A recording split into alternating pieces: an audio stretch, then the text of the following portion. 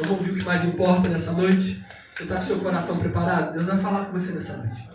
Deus já está falando conosco nessa noite, mas agora vem a hora onde Ele vai literalmente abrir a voz e falar ao seu coração, que é por meio da palavra. Esse momento é o momento mais importante para nós. Eu queria te convidar a realmente estar inteiro aqui. Eu sei que passa carro, eu sei que tem movimento, eu sei que às vezes dá vontade no banheiro, eu sei que... Irmãos, é Deus falando. Então agora para tudo. Senta aos pés do Senhor, como Maria ali, né? E ouça a voz de Deus por meio da palavra dele. Amém? Eu te convido a já pegar sua Bíblia. Eu quero convidar o pastor Paulinho de Guarapé, que vai estar ministrando hoje. Amém, irmãos. Miquel, você está bem hoje? Porque na última Da última vez que eu preguei aqui, já faz um tempo, né, Miquel? Miquel, Rominho e Vitória foram lá para casa, comeram uma feijoada. Eu acho que... Eu não sei se foi a palavra ou se foi a feijoada. Alguma coisa não bateu bem, né? Irmãos, como a gente está dando sequência... A igreja está bonita hoje, né, gente? Igreja bonita, gente. Não, não pinta a parede preta, a gente bota a camisa. Estou suavizando um pouco aqui, porque essa palavra que nós vamos trazer, Apocalipse capítulo 3, dando sequência aqui ao que os irmãos já falaram. Durante a semana, o pastor Mateus me comunicou, falou assim: você pode trazer a palavra no domingo, você quer deixar mais para frente? Eu falei assim: decide aí, você que resolve. Ele falou assim: tá, certo. E eu estava numa preparação de uma outra palavra para um outro lugar e tal, que eu tenho estudado alguns dias e tal. Eu falei, parei tudo e falei assim: vou concentrar nessa palavra. Quero dizer para vocês que para eu chegar nesse esboço de hoje, eu refiz ele 4 vezes. Porque eu comecei de um ponto de partida que eu já tinha. Porque essa palavra, como eu já tinha dito, Apocalipse para mim é um livro que eu já trabalhei muito, escola dominical, já trabalhei muito em estudo bíblico, em série de estudo expositivo da igreja e tal. Então Apocalipse para mim já era um ponto de partida que eu não via muita dificuldade. Mas aí aconteceu uma situação no meio desse caminho que eu comecei a pegar esse texto e de repente uma coisa que virou para mim, não virou a chave lá do nosso amigo lá não, mas assim, é olhar pelo ponto de vista daquele que estava sendo o destinatário da carta. A gente sabe que o destinatário da carta acaba sendo a igreja. Mas em primeiro momento, o destinatário da carta acaba sendo o pastor da igreja. E essa carta, mais do que qualquer uma das 7, a carta é muito mais direcionada ao pastor da igreja, à liderança da igreja, do que propriamente dito aos membros da igreja.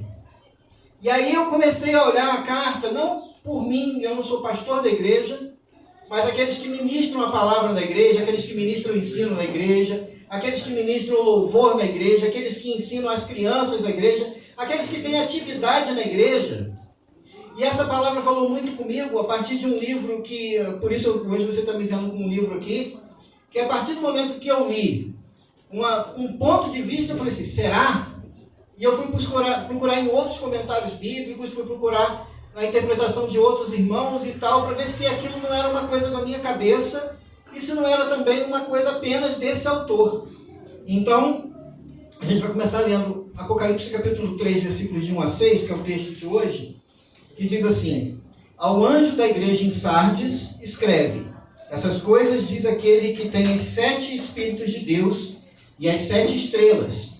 Conheço as tuas obras, que tens nome de que vives e estás morto. Sê vigilante e consolida o resto que estava para morrer, porque eu não tenho achado íntegras as tuas obras na presença do meu Deus. Lembra-te, pois, do que tens recebido e ouvido, e guarda-o, e arrepende-te. Porquanto, se não vigiardes, virei como ladrão, e não conhecerás de modo algum em que hora virei contra ti.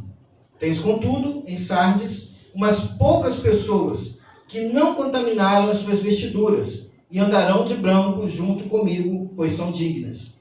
O vencedor será assim vestido de vestiduras brancas, e de modo nenhum apagarei o seu nome do livro da vida. Pelo contrário, confessarei o seu nome diante de meu Pai e diante dos seus anjos. Quem tem ouvidos, ouça o que o Espírito diz às igrejas. Sardes, entre as 7 igrejas, nós vemos que Éfeso tem uma posição destacada, porque Éfeso recebe uma epístola. Durante a história da igreja, os bispos que seguem os apóstolos escrevem cartas para Éfeso. Nós temos ali, um período pós-apostólico, algumas cartas de alguns bispos famosos da igreja, do período da patrística, alguns que escreveram cartas para a igreja de Éfeso. Então a igreja de Éfeso foi uma igreja influente, recebeu um concílio ecumênico. A igreja de Éfeso ela foi das 7 igrejas a mais influente. Mas Sardes, de certa forma, rivalizava com Éfeso na questão de ser um tipo de uma metrópole local. Sardes era uma cidade antiga. Sardes foi fundada mais ou menos no século 6 a 7 a.C. E eu aprendi com o tio Patinhas, quando eu era criança, que em Sardes foi inventado o dinheiro. Então ali começou a ideia de dinheiro estampado, a moeda cunhada como nós conhecemos. Em Sardes começou isso. Sardes era a capital do reino da Lídia. E você imagina que quando você vai ao Antigo Testamento e você vê falar assim, tantas moedas de prata, tantas moedas de ouro, tantos talentos de prata, tantos talentos de ouro, você imagina uma unidade monetária, mas não era assim. Era em peso. Então você tinha que ter a moeda e você tinha que ter uma balança. E você também tinha que ter a fidelidade daquele que estava cunhando o metal, para aquele ouro ter realmente a qualidade devida, para aquela prata ter a qualidade devida. Então isso dava muita discussão. E um rei chamado Creso, que era o rei da cidade do reino da Lídia, que tinha por capital Sardes, e era uma cidade muito rica, uma cidade em que o rio da cidade tinha areias de ouro. Isso é muito doido isso. Então eles eram como se fosse o dólar da época. Eles começaram a cunhar moedas que eram uma mescla de ouro com prata, e aquela moeda ficou famosa porque ela tinha uma unidade. Então você sabia que aquela moeda ela tinha fidelidade no seu valor. Então ali aquela cidade, ela tinha esse primeiro aspecto. O segundo aspecto que aquela cidade tinha, era uma cidade construída no meio de um planalto, no qual tinha cercada por montanhas, e uma única entrada na cidade. E aquilo ali tornou aquela cidade segura por muito tempo.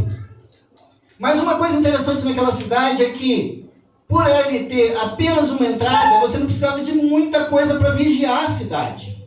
Porque pelos outros lados, as montanhas tinham muitas rochas soltas e era impossível escalar aquelas montanhas por aqueles lugares, por aqueles penhascos, porque qualquer tentativa de escalar aquilo ali daria em morte, porque as pedras eram pedras soltas. Mas passou um momento que eles começaram a se gabar, ter orgulho dessa segurança da cidade. E num determinado momento, eles perderam aquele desejo de vigiar a cidade. Então começaram a guarnecer a cidade com tropas cada vez menores, até que um dia tinha apenas um segurança e o exército persa estava vigiando ali uma maneira de entrar. E de repente, num descuido, que um soldado deixou cair um capacete, o capacete rolou e eles viram uma entrada. E eles falaram assim, opa, vamos entrar com a tropa aqui. E tomaram a cidade.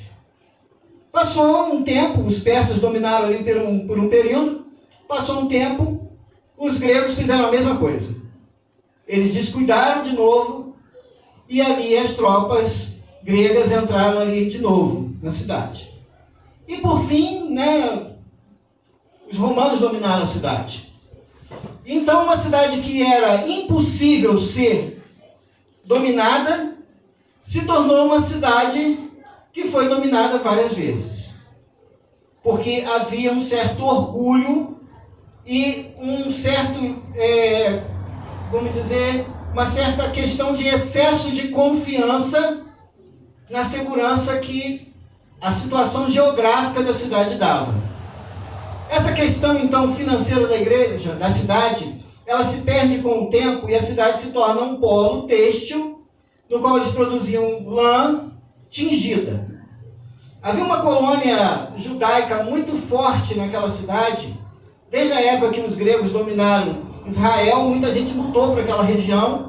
E ali havia uma colônia judaica muito próspera, e eu acredito que essa colônia judaica tenha ajudado, com a pregação do evangelho ali, a fixar uma igreja também, que tinha um bom nome na cidade. E é aqui entra, onde eu quero ler para vocês. essa história, que provavelmente não é uma história real, mas que ela ilustra bem o que a gente vai dizer aqui hoje no desenvolver da mensagem. Diz assim: Temístocles, nos diz Plutarco. Plutarco foi um filósofo. Não conseguia dormir à noite de tão altos que eram em toda Atenas os elogios de Miltíades. E os ministros das outras 6 igrejas da Ásia eram como Temístocles, no que diz respeito ao seu sono. Tão cheias estavam as bocas de seu povo com o nome e a fama do ministro de Sardes. Quando ele foi para a comunhão de Éfeso, Esmirna, Pérgamo e Tiatira, durante anos, as pessoas cativadas consideravam seus textos, e cada menção de seu nome era acompanhada de alusões às suas pregações. Sua aparência, voz, fala e seriedade eram impressionantes, e suas palavras memoráveis. Tudo contribuiu para tornar o nome do ministro de Sardes uma palavra absolutamente familiar em todo o presbitério.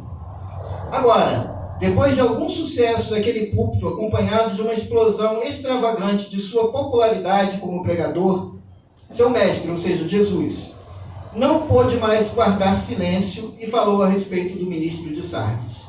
Ele o fez com raiva do ministro e daqueles que o incharam. Fê-lo tanto com raiva como com amor e piedade, pois seu mestre enviou a seu inflado servo essa mensagem franca e a mais solene advertência. Tu tens um grande nome entre os homens de visão curta. Tens muito louvor diante dos homens, mas não diante de Deus. Todos os homens pensam bem de você, mas não Deus. Todos os teus grandes sermões soam como bronze diante de Deus. E o que já não está espiritualmente morto em você está pronto para morrer, e logo estará morto para sempre, a menos que você se torne uma nova maneira de ser ministro, não diante dos homens, mas diante de Deus. De todos os homens do mundo, diz James Durham, os ministros são os mais vulneráveis à vaidade. Isso porque a maioria de suas aparições é diante dos homens, e no exercício de algum dom da mente que se supõe apresentar o valor interior de um homem mais do que qualquer outro dom. Agora, quando isso é recebido com aplausos, aquele aplauso tem uma grande sutileza em como agradá-los e fazer cócegas neles, e incliná-los a descansarem satisfeitos com eles. Durham está certo nisso. Elogio e popularidade são as drogas mais perigosas para um ministro. Dê a um ministro louvor suficiente, e você logo afogará sua alma na perdição, se Deus não intervir para salvá-lo. Ele ficará feliz como um rei, e após uma dose suficiente de seu louvor emocionante, ele se sentirá realmente um homem santificado e santo durante todo o resto do dia. Seu rosto brilhará em todos os homens que encontrar o dia todo. Ele amará a todos. Ele andará com Deus o dia todo. Mas você deverá dar-lhe mais uma dose de elogios quando acordar no outro dia de manhã. Do contrário, assim que ele dormir de sua devassidão, será um homem pior e mais doente do que antes. Para aquele que vive de louvor, todo mundo é tão escuro quanto a meia-noite e tão frio quanto o solstício de inverno, se ele não tiver o seu louvor. As asas de um anjo brotam em sua alma, e enquanto recebe elogios suficientes, mas é tão bom quanto em seu túmulo quando abre bem a boca e você não a enche. É verdade que é uma mente muito fraca que se valoriza de acordo com a opinião e aplauso dos outros homens. Nós encontramos uma situação aqui que ela é diferente das outras cartas das outras igrejas. Jesus se apresenta às outras igrejas dizendo, olha, aqui tem um problema de heresia, aqui tem um problema de perseguição, aqui tem um problema de desânimo, aqui tem um problema, os problemas são diversos, os problemas são muitos, mas nós não encontramos Jesus falando de heresia da igreja, Jesus não está falando para a igreja sobre perseguição, Jesus não está falando que tinha gente morrendo, gente sendo presa, Jesus estava falando para aquela igreja que a situação dela era outra, totalmente diferente das outras igrejas. Ao anjo da igreja, como nas outras cartas, ele escreve ao anjo da igreja. A saudação é diferente da saudação de Paulo às igrejas, pois Paulo se dirigia à congregação né, quando Paulo escreve as cartas, ele começa a dirigir à igreja, não ao pastor da igreja, a menos que foi, né, Tito, Filemão, né, e Timóteo. Né? Aqui vemos a responsabilidade de um pastor diante de Cristo. As ovelhas pertencem a Cristo. Foram confiadas por ele a pastores humanos, mas os pastores não podem fazer o que querem com elas. Será cobrado deles o cuidado devido pela responsabilidade recebida. A vida espiritual de uma igreja deve muito à vida espiritual da sua liderança. Então a gente começa aqui com um ponto de vista que quem recebe primeiramente a carta é a liderança da igreja. Mas em vez dele falar assim, olha, você precisa ensinar isso para as pessoas, Jesus começa a falar diretamente ao pastor. Diretamente ao coração do pastor. Você tem um bom nome fora da igreja.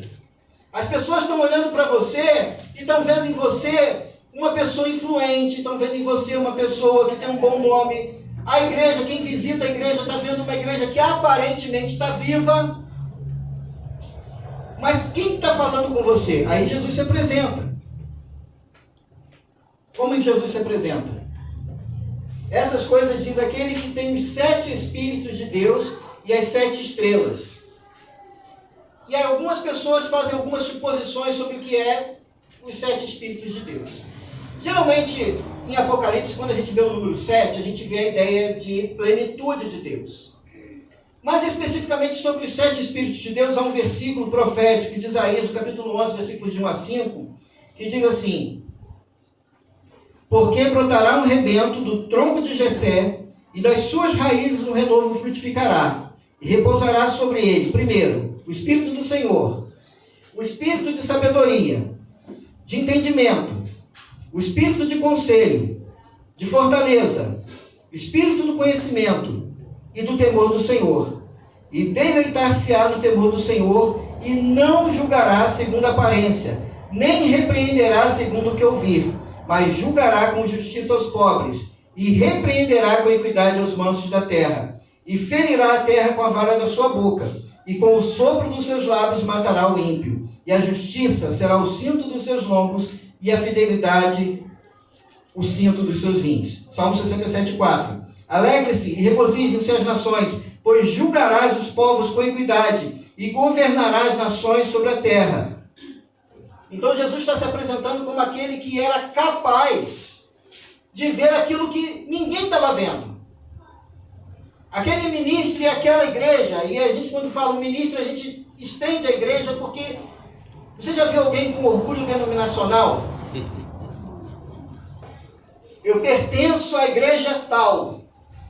Como se aquilo fizesse dele um cristão melhor do que o irmão que pertence a outra igreja. Eu sou membro da igreja do pastor fulano, como o meu pastor prega. E aquele orgulho denominacional, muitas vezes é baseado em mídia, muitas vezes é baseado numa popularidade falsa. Não quero dizer que todo mundo que prega bem, ou todo mundo que tem um ministério amplo e seja assim, não, de jeito nenhum.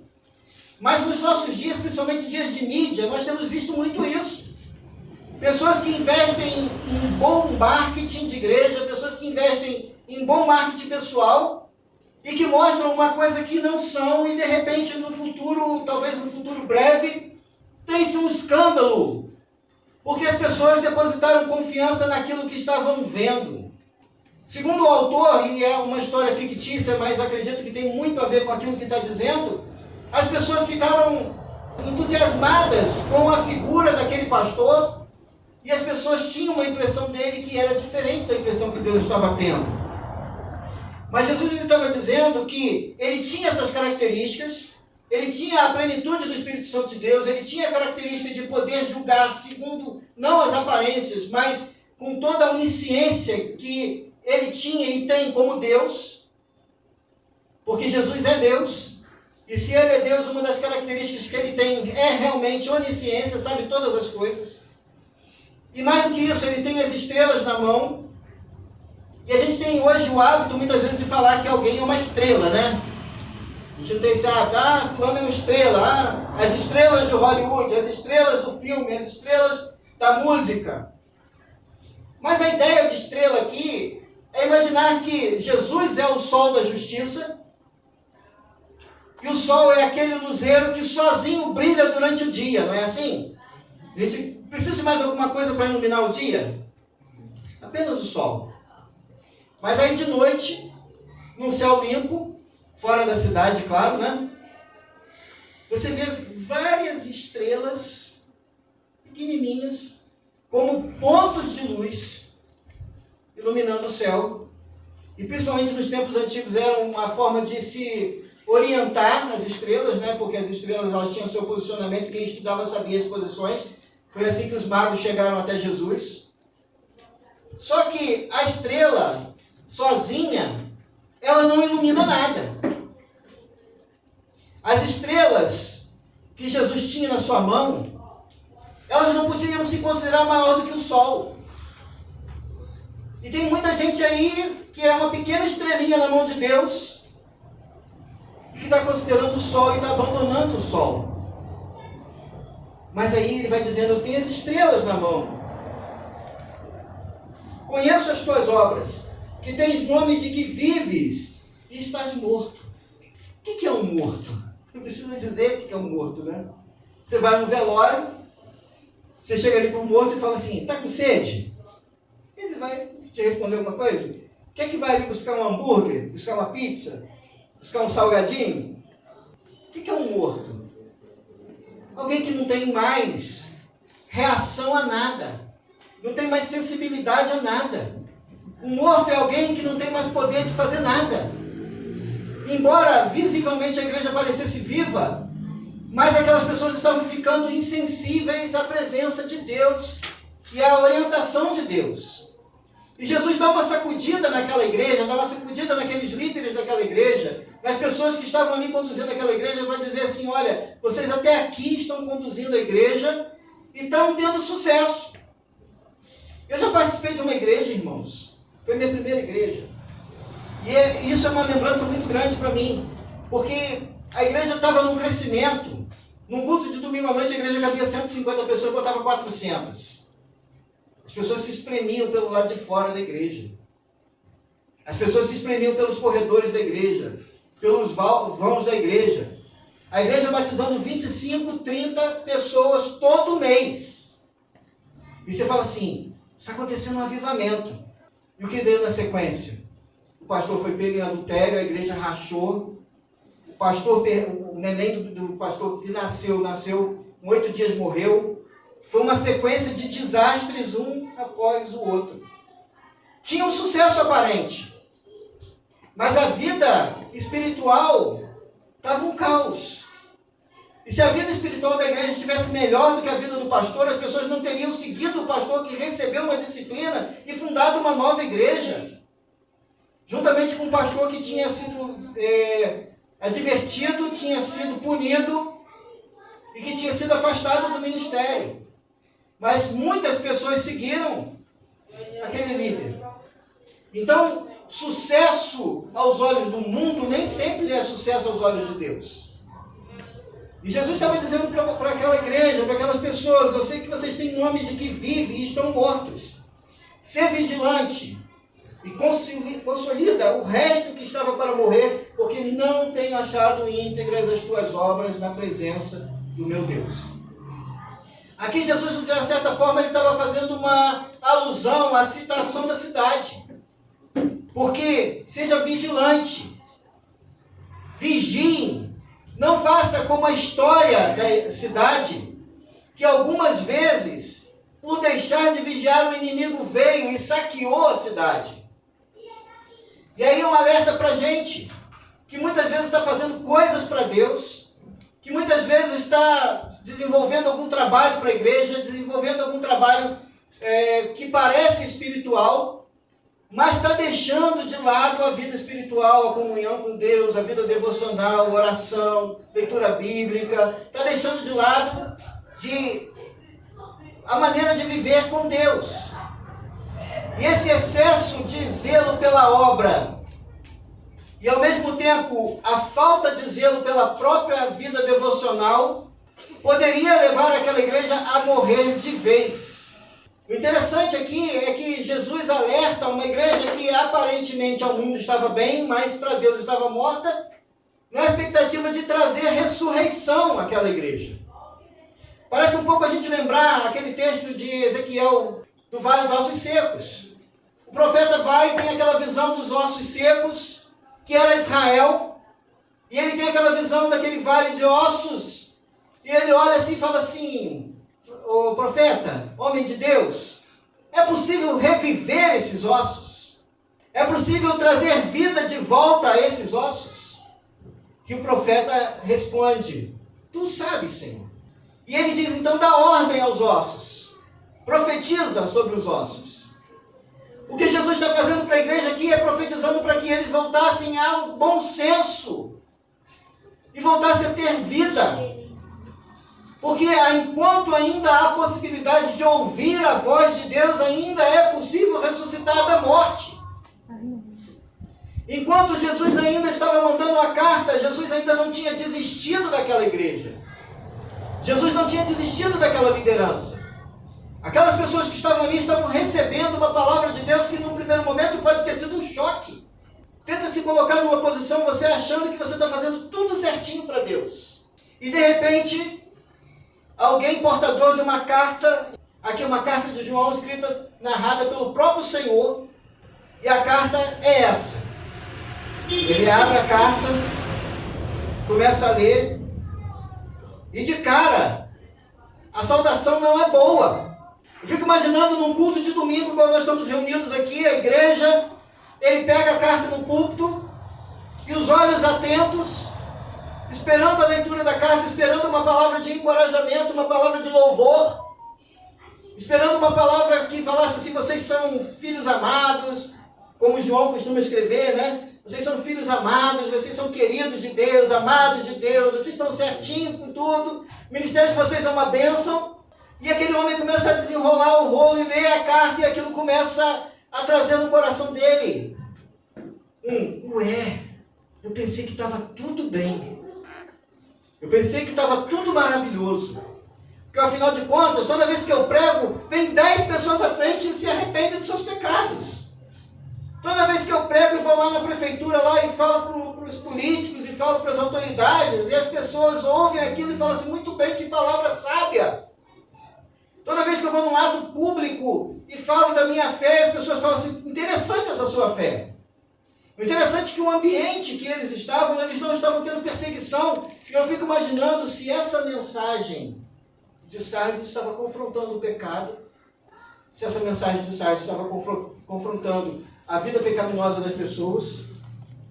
Eu fico pensando se essa mensagem de Sardes estava indo contrária ao mundo, porque nós sabemos que ali era um mundo de culto pagão. Nós sabemos que ali era um ambiente de culto de pessoas que não serviam ao nosso Deus. E as pessoas que estavam ali, aparentemente não estavam sofrendo nenhuma perseguição, nenhum tipo de perseguição, mas pelo contrário, estavam recebendo aprovação. Mas chega aquela carta: ser vigilante, consolida o resto que estava para morrer, porque não tenho achado íntegras as tuas obras na presença do meu Deus. Lembra-te, pois, do que tens recebido e ouvido, e guarda-o, e arrepende-te. Hoje nós vivemos, irmão, num tempo de muita facilidade de acesso às coisas de Deus. Você pode entrar num aplicativo de celular e baixar a Bíblia na versão que você quiser. Tem comentário bíblico gratuito. Você pode ouvir no YouTube, no Spotify ou no aplicativo que você quiser boas palavras, boas mensagens. Mas o interessante é que também no meio disso tudo nós temos visto tanta coisa ruim.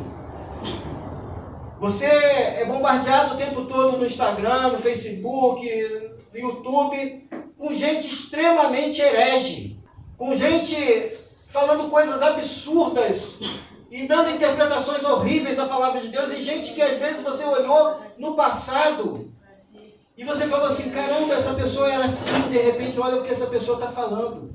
Posso contar aqui vários. Esses dias eu tive uma decepção com um bispo metodista que eu conheço a palavra dele há muitos anos.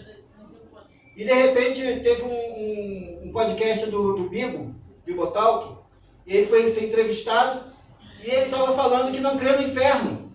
Mas que ponto nós estamos chegando? Então as advertências de Jesus eram simbólicas. E a gente está vivendo dias que isso está se aprofundando cada vez mais, a mensagem está para tentar agradar o povo. Porque aí eu trago uma mensagem de um Jesus light, de um Jesus suave, de um Jesus que no fim das contas vai abraçar todo mundo. Ou na melhor das hipóteses, vai simplesmente chegar no fim dos tempos, vai julgar todo mundo e falar assim, você não é digno de entrar no meu reino e simplesmente você vai morrer. Esse é o ponto de vista dele. Semelhante aos adventistas e aos testemunhos de Jeová. Um bispo metodista. John Wesley revirou no túmulo quando ouviu isso. Ainda bem que não pode ouvir, né? Seguindo, como uma igreja, ou como alguém pode morrer espiritualmente? Como esse processo acontece na vida de um crente, como esse processo acontece na vida de alguém que recebeu Jesus como Senhor e Salvador? Porque possivelmente esse homem não chegou à liderança dessa igreja simplesmente sem ter crido que Jesus era Senhor. Esse homem creu em algum momento em Jesus. Esse homem, em algum momento, teve contato com o ensinamento bíblico. Esse homem, em algum momento, ele teve contato com o conhecimento da palavra de Deus e ele recebeu a imposição de mãos para receber a função de pastor naquela igreja. Aquela igreja foi fundada pelo apóstolo João. Aquela igreja foi bem discipulada. Aquela igreja tinha conhecimento da palavra de Deus. Mas como a morte acontece? A morte não acontece na vida de uma pessoa espiritualmente falando da noite para o dia. Você não sai daqui hoje cheio da presença de Deus, crendo que Jesus é Senhor, crendo que é salvo, alegre com a sua salvação, e amanhã fala assim, a partir de amanhã eu não creio mais em nada. Não é assim que acontece. Ela acontece aos poucos. E eu coloquei aqui alguns processos que a gente possa identificar na nossa vida, que se há alguma coisa disso acontecendo na vida de algum de nós, para a gente abortar esse processo na nossa vida, para que isso não prossiga. Então o primeiro momento que eu coloquei aqui foi a vida de pecado. Muitos crentes vivem pecados ocultos não confessados e sem arrependimento. Cada vez mais esses pecados vão matando a comunhão com Deus. Apego a resultado pode dar a impressão que estamos bem com Deus, mas a verdade é outra. Então, nós temos aqui a primeira situação. Não olhe para os resultados externos daquilo que você faz para Deus. Não olhe, porque se aquilo que você está ensinando está recebendo a acolhida das pessoas, se a sua pregação no fim do culto está recebendo um tapinha nas costas, não olhe se as pessoas no Facebook estão dando curtida naquilo que você posta. Não olhe para isso. Olhe para dentro de você. Se há pecados não confessados. Se há pecados que, num primeiro momento, você está olhando e dizendo assim, eu pequei. Mas todo mundo peca. Eu pequei. Mas o irmão fulano também peca. Eu fiz isso, mas o fulano faz pior. E aí a balança passa a ser o irmão que faz pior. Aquele mito, se eu não me engano, de Horus, que tem uma balança, que é a pena. Se eu não me engano é isso. E a pessoa morre, aí chega lá, é arrancado o coração, colocado na balança. Aí vem o deus egípcio, com a pena, vai colocar na balança. A pessoa olha e fala assim, mole, né? O coração tem que pesar mais do que a pena, né? Na hora que bota a pena, faz assim, o coração destinado ao fogo eterno. O julgamento não pode ser o outro. O julgamento tem que ser o meu próprio coração. Será que o meu coração é reto diante de Deus? Será que há em mim pecados ocultos que não estão patentes aos irmãos da igreja, não estão patentes ao pastor da igreja, não estão patentes àquele irmão que eu lido com ele no dia a dia, mas será que há pecados em mim que eu preciso me arrepender e colocar diante de Deus? Aquela cidade, Jesus disse que tinham pessoas naquela igreja que não tinham se contaminados, pouquíssimas pessoas. Logo, pela lógica, se tinham poucas pessoas que não tinham se contaminado com o mundo, a lógica é que a maioria tinha se contaminado com o mundo. Se a lógica é que tinha poucas pessoas que já estavam com vestes brancas, a lógica é que a maioria estava com vestes manchadas. Mas a celebração era maravilhosa. O culto tinha uma boa pregação. As pessoas que vinham visitar a igreja achavam a igreja uma bênção. Mas o vizinho que lidava com o irmãozinho da igreja sabia que não era.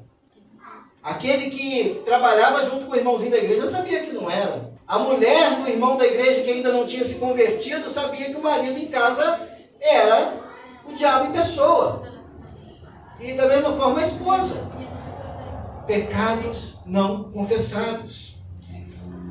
Pecados ocultos.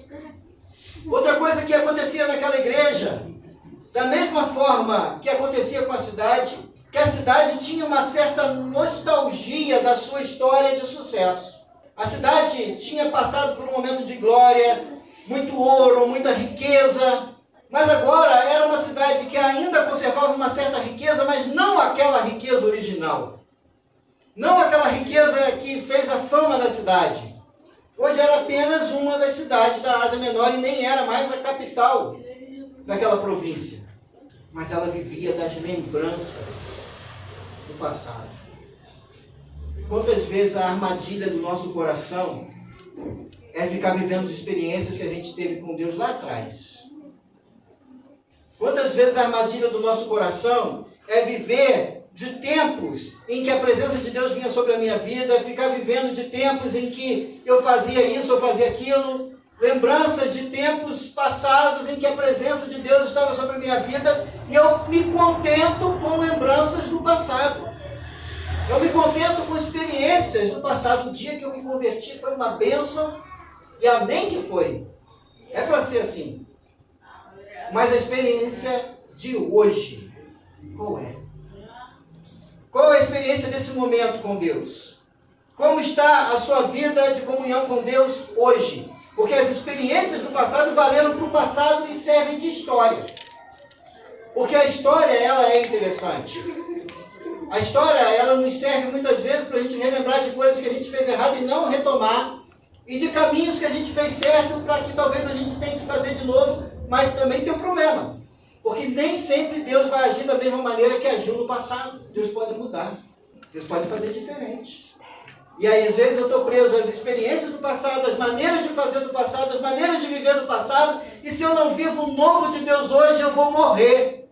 Eu preciso viver o novo de Deus hoje. Eu preciso experimentar as coisas novas de Deus hoje. Eu preciso ler diferente hoje. Eu preciso orar diferente hoje. Sabe qual é o problema de rezar? É que a oração é sempre a mesma. A gente transformou, não é muita gente, transformou a oração de Jesus, que era um padrão, um modelo, numa reza. Oração não é reza, é conversa, é diálogo. E outra coisa, oração também não é monólogo, é diálogo. Às vezes a gente tem monólogo com Deus. A gente precisa aprender a ouvir a voz de Deus. Como que faz isso? Orando, estudando a palavra, aquietando o coração, meditando. Nós precisamos aprender a não viver das experiências do passado e buscar novas experiências com Deus. Eles estavam contentes com o método. O método muitas vezes é interessante, mas quando você vai seguindo as igrejas que vivem um método século após século, década após década, e você vai lá num culto hoje, e você vai lá daqui a 20 anos. Nada novo. Mas para Deus, tudo se faz novo. Tudo se renova e a gente tem que acompanhar esse mover de Deus, a gente tem que entrar nesse rio de Deus que move, que modifica, que transforma e que nos traz uma novidade. Então, se a gente não tiver esse espírito de desapegar do passado e viver o novo, nós também podemos morrer. Nós falamos sobre soberba. Uma das coisas que pode afetar a vida espiritual de um líder ou alguém que tem alguma atividade na igreja pode ser afetado por popularidade. É de se supor que fosse reconhecido como todos, como um líder capaz. A igreja poderia ter relevância social, mas espiritualmente ela estava acomodada. Um líder acomodado toma para si a glória pelos resultados. Isaías 2:11-12 diz assim: os olhos altivos dos homens serão abatidos, e a sua altivez será humilhada, e só o Senhor será exaltado naquele dia, porque o dia do Senhor dos Exércitos será contra todo soberbo e altivo, e contra todo o que se exalta, para que seja abatido. O dia do Senhor, que Jesus estava dizendo assim: eu vou vir como ladrão. e você de maneira alguma saberá. Ao longo da história da igreja, algumas pessoas tentaram marcar data para a vinda de Jesus, não é isso? Quebraram a cara. Na virada do ano 1000, do 999 por 1000, fizeram isso. Teve gente que perdoou dívida, teve gente que vendeu propriedade, teve gente que fez dívida, teve gente que fez as coisas mais absurdas do mundo pensando assim, a 1000 chegará e 1000 não passará. Passou de 1000, o cara estava endividado, sem casa, né? Enrolado, porque não se marca tempo para a volta de Jesus.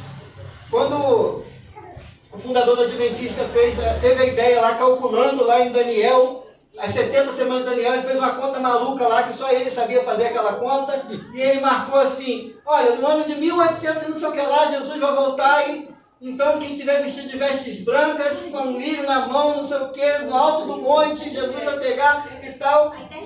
Nada. Aí, o que aconteceu? Ele pegou e falou, vou refazer os cálculos. Não, aqui não estou contando porque tem isso, porque tem aquilo, porque o ano judaico é dessa maneira, eu esqueci de acrescentar isso e tal. E no fim, daqui a 10 anos. E aí, eles entraram pregando e aquilo cresceu. Daqui a 10 anos, todo mundo lá igual os otários de novo. E nada de Jesus voltar. Aí, o que aconteceu na história? Ele simplesmente pegou, olhou para aquela situação e falou assim, eu estou errado. Se arrependeu, se reconciliou com a igreja dele, que era a igreja batista. Mas alguns dos discípulos dele, entre o tal da Ellen White, ela olhou para aquilo e falou assim, não, ele não entendeu errado não, Jesus voltou, mas ficou no meio do caminho. É a crença. Jesus voltou e tem um santuário celestial que fica no meio do caminho. Entre o trono de Deus e a terra tem um trono ali que Jesus está no meio do caminho. Jesus veio, acabou a gasolina e ficou. Meu Deus do céu. E assim, ao longo dos tempos, os testemunhos de Jeová, a mesma coisa que seguiram os adventistas, são a descendência dos adventistas, também marcaram data para a volta de Jesus, 1917, 1900 e não sei o que lá, 1977, e por fim falaram assim, a hora que ele quiser voltar, ele volta. Você não sabe o dia e a hora da volta de Jesus. Mas Jesus estava dizendo para aquela igreja que esteja preparado. Porque para aquele que espera a volta de Jesus e a vinda de Jesus, não será uma surpresa, será uma alegria. Você tem que estar pronto hoje, eu tenho que estar pronto hoje, porque se Jesus voltar hoje, eu vou com Ele. Agora, se Jesus não voltar hoje e eu for, eu me encontrarei com Ele do mesmo jeito. Então a preparação é para o agora. É viver esse dia de hoje como se fosse o último, porque ele pode ser o último. Se não for para a humanidade, pelo menos pode ser para qualquer um de nós. Mas Jesus estava dizendo para aquelas pessoas assim, eu posso vir como ladrão para vocês. E Jesus estava dizendo muitas outras vezes, em Mateus 5, 25, ele disse assim, concilia-te depressa com teu adversário enquanto estás no caminho com ele, para que não aconteça que o adversário te entregue ao juiz, e o juiz te entregue ao oficial e te encerre na prisão. Em verdade te digo que de maneira nenhuma sairás dali enquanto não pagares o último centavo. Enquanto tiver tempo, reconcilia-te com Deus. Enquanto tiver tempo, paga tuas dívidas com Deus. Enquanto tiver tempo, esteja preparado. Ainda em Lucas 12, 45 a 48, mas suponho que esse servo diga a si mesmo, meu senhor se demora a voltar, e então comece a bater nos servos e nas servas, e comer e beber e embriagar-se. O senhor daquele servo virá num dia em que ele não espera, e numa hora que não sabe, e o punirá severamente, e lhe dará um lugar com os infiéis. Olha que terrível. Ele está falando dos servos, nessa parábola, que começaram a falar assim, já deu 2000 anos. Vai fazer 2000 anos que Jesus morreu na cruz, daqui a pouquinho. E agora não voltou, eu acho que não vai voltar mais. Meus irmãos, tem tanta gente hoje com teorias as mais absurdas do mundo a respeito da volta de Jesus. As pessoas criam tantas filosofias e tantas teorias e tantos pensamentos. Há pessoas que pensam que a gente já está vivendo no reino de Deus. Há pessoas que pensam que Jesus não vai voltar nunca. Há pessoas que pensam tantas coisas a respeito da volta de Jesus. E ele diz que ele virá como um ladrão. E muitas vezes Jesus disse assim, olha, se você souber o dia que o ladrão vem na sua casa, você não vai guardar a casa. Se você souber de alguma maneira que o ladrão marcou para entrar na sua casa meia-noite, você não vai estar preparado? Mas Jesus disse, se você não sabe o dia e a hora, será surpresa. E ele estava dizendo para aquelas pessoas, lembra-te, pois, do que tens recebido e ouvido, guarda e arrepende-te, porquanto, se não vigiares, virei como ladrão, e não conhecerás de modo algum em que hora virei contra ti. Se não vigiar. E a gente tem várias e várias e várias advertências de Jesus nos evangelhos. A parábola das noivas, né? A gente tem a parábola do ladrão. Nós temos os servos aqui, que no vigiário começaram a espancar as pessoas. A gente tem várias passagens. O Senhor daquele servo virá num dia em que ele não espera e numa hora que não sabe, e o punirá severamente e lhe dará lugar com os infiéis. Você imagina que coisa triste. Você ter nome de servo de Deus. Você caminhar na igreja de Deus. Ouvir domingo após domingo sermões da palavra de Deus. Ter nome de que vive porque você tem um nome no rol de membro de uma igreja. Todo domingo pegar a sua Bíblia, colocar na sua mão e vir para a igreja. E no fim das contas, ser achado, surpreendido por Jesus. Como um ladrão da noite. Ser surpreendido de uma maneira não positiva. Às vezes algumas pessoas fazem alusão à vinda de Jesus com a Arca de Noé, mas a gente precisa fazer algumas diferenças aqui. Noé passou 120 anos construindo a arca e pregando que viria o dilúvio. Seus auxiliares diretos, seus filhos, possivelmente suas noras. E Noé preparando e pregando, e as pessoas vindo até Noé e perguntando a Noé, o que você está fazendo, velho? Não é com seus 500 anos lá. Serrotinho, martelinho, cortando árvore pra caramba, né? Devia ser aquele bração de 100 anos cortando madeira. Imagina o braço como é que não ficou. Aí, Matheus. E as pessoas vindo. E chegando, esse velho é gagá, maluco. Olha só. Nunca choveu. Esse negócio de água, já vi água rolar no chão. Agora você vai de água vir de cima, nunca tinha chovido, a Bíblia diz que nunca tinha chovido. Dava um sereninho ali à noite no máximo. E de repente ele falou assim, vai descer um aguaceiro aqui, rapaz, vai cobrir tudo. E quem não estiver dentro dessa arca vai morrer. Amanhã eu escuto isso. Ó, o velho tá gagado. Mas qual é a diferença aqui da arca para a igreja? É que uma vez que você entrou na arca, não sei se os filhos de Noé estavam ali fazendo por fé ou por obediência ao pai. Às vezes era por obediência ao pai. Naquela época, né, o pai mandava e o filho obedecia. Ó, meu pai mandou pegar os animais e botar na arca, mandou fazer a arca e tal. Ó, vou obedecer meu pai. Aconteça o que acontecer, eu tenho que obedecer meu pai. Eles entraram na arca com os animais.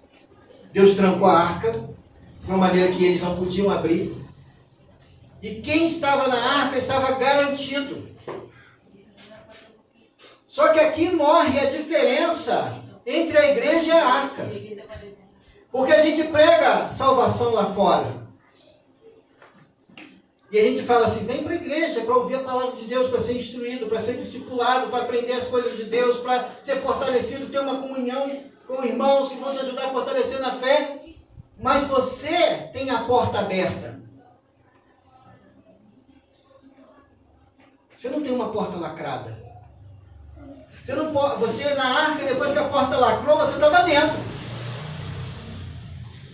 Agora aqui a porta está aberta. Você tem o direito de vir e voltar. Essa é a diferença. Você precisa manter uma vida de fé, perseverança, comunhão com Deus. Você precisa manter uma vida de comunhão com os irmãos. Você precisa manter uma vida com Deus. Arrepende-te. Arrependimento não é só para aquele pecador que chega aqui com lágrimas e diz, preciso de um Salvador. Arrependimento é para todo dia. É para todo momento. É para para aquela situação em que nós lutamos e talvez ninguém saiba. Talvez o seu problema seja diferente do meu, e com certeza é. Mas só Deus, só Jesus, que tem os 7 Espíritos de Deus, que sonda mentes e corações, que é onisciente, onipresente, onipotente, que sabe todas as coisas, sabe aonde a minha área de fragilidade, aonde eu estou morrendo. Sabe aonde eu estou morrendo, e morrendo aos pouquinhos. Aquele câncer do pecado que está me corroendo. Aquele câncer da minha frieza espiritual que está me corroendo. Aquele câncer da ganância que está me corroendo. Aquele câncer da vaidade que está me corroendo. Aquele câncer de tentar fazer as coisas da maneira mais fácil possível, para não desagradar o mundo. Para tentar levar o evangelho de uma maneira mais light, não agressiva, socialmente aceita. Será que isso está me corroendo e me matando aos pouquinhos? Ele diz para aquela igreja: lembra-te, pois, do que tens recebido e ouvido, e guarda-o, e arrepende-te. Mas aí tem uma palavra de esperança aqui. Porque se até aqui a gente está trazendo desconforto para o nosso coração e tentando fazer uma análise, e espero que essa análise ela não seja só hoje, não seja só amanhã, mas que ela seja um contínuo na nossa vida. Que haviam poucas pessoas ali ainda que não tinham se contaminado. Isso é maravilhoso, irmãos. Porque mesmo no ambiente, e hoje nós temos, graças a Deus, uma igreja que a palavra de Deus é pregada, que nós estamos ouvindo a palavra de Deus, estamos aprendendo a palavra de Deus, que adoramos a Deus. Mas tem tanta coisa ruim nesse mundo. Mas o interessante é que mesmo no meio de tanta coisa ruim, Deus lá tem gente. Mesmo num lugar que às vezes as pessoas estão buscando outras coisas, mesmo num lugar que às vezes a liderança é vaidosa, mesmo num lugar em que a liderança da igreja ainda está buscando benefício próprio e riqueza para si mesmo, enriquecimento através da palavra, mesmo em lugares que as pessoas estão buscando outras coisas, tem aquele irmãozinho que está lá com a sua Bíbliazinha buscando a Deus, tem aquele irmãozinho, aquela irmãzinha que Deus está acordando de madrugada para orar, tem aquele irmãozinho e aquela irmãzinha que quando fala de Jesus, os seus olhos brilham. Que ele não está anunciando a igreja A, B ou C, mas ele está falando de Jesus. Que ele não está olhando para as coisas que estão à sua volta e as pessoas que estão à sua volta pecando, mas ele está olhando para o autor e consumador da fé, que é Jesus. Havia esperança para aquela igreja, porque haviam pessoas que não tinham se contaminado. Olha o que Deus fez em Sodoma e Gomorra, quando Abraão fala assim para Deus: Senhor, se tiver 100 justos, o Senhor vai destruir a cidade? Não, se tiver 100, eu não vou destruir a cidade por amor dos 100. E aí, mas eu vou destruir a cidade. E se tiver 50, Deus? Não, por amor aos 50 eu não vou destruir a cidade, mas eu vou destruir a cidade. Num leilão, ao contrário, Abraão começa: se tiver 20? E se tiver 10? Aí Abraão sentiu que a situação era meio complicada e falou assim: pelo menos então salva o meu sobrinho. Por amor daqueles, Deus ainda estava dando uma oportunidade para a igreja. Por amor daqueles, o Espírito Santo ainda não tinha se afastado de tudo e ainda não tinha morrido de vez a igreja. Eu quero dizer que no meio de uma época de igrejas que estão morrendo, no meio de uma época que crentes estão morrendo, que lideranças estão caindo diante da sua vaidade, do seu orgulho, do seu amor a dinheiro e a outras coisas, e ao nome, nós podemos ser esses que não mancharam as vestes. E para esses que não mancharam as vestes, Jesus diz assim: de maneira nenhuma vou riscar o nome do livro da vida. Mesmo que nesse mundo o seu CPF seja cancelado, não é assim que fala? Ali tinha o CPF, tinha o registro da cidade, dos nomes das pessoas que viviam na cidade. Mesmo que o seu nome seja riscado da condição de cidadão dessa cidade, seu nome não vai ser riscado do nome de cidadão do reino dos céus.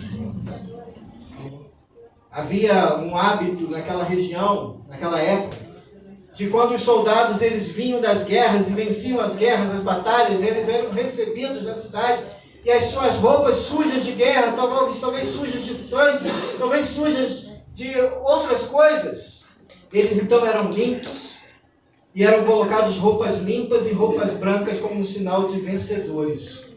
E Jesus estava dizendo para aquela igreja: aquele que vencer, eu vou tirar as vestes sujas e vou colocar vestes limpas, as vestes de um vitorioso. O vencedor será assim vestido de vestiduras brancas, e de modo nenhum apagarei o seu nome do livro da vida.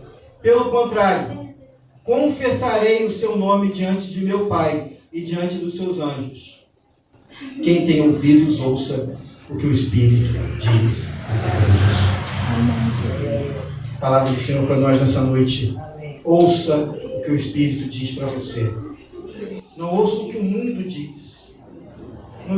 Não ouça o que o orgulho do seu coração diz. Não ouça o que a vaidade do seu coração diz. Não ouça o que o prazer que esse mundo pode dar te diz. Mas ouça o que o Espírito diz às igrejas. Vou chamar o Mateus aqui. Amém. Eu confesso que tem uma coisa que me chamou muita atenção nesse texto, nessa semana, que é o verso 10, quando ele diz assim: lembra do que você recebeu, do que você ouviu. Eu confesso que eu parei e falei, o que eu recebi e o que eu ouvi. Eu queria te fazer esse convite também, nesse final agora, para que a gente possa ter esse tempo de oração. Eu queria que você pudesse parar, o verso 3 diz, então para aí e lembra, salva o que está pouco aí, o que resta. Mas é importante que você lembre do que você recebeu e do que você ouviu. A pergunta para você é: o que você recebeu de Deus? O que você já ouviu de Deus? É importante que a gente saia daqui mais do que com a exposição e com um alerta direto ao nosso coração, mas que você se coloque numa posição de responder a essa mensagem. Meu irmão, ter entendido a exposição dessa noite não resolve nada se você não disser para o Espírito Santo: eu preciso encarnar essa mensagem e de fato responder a essa mensagem.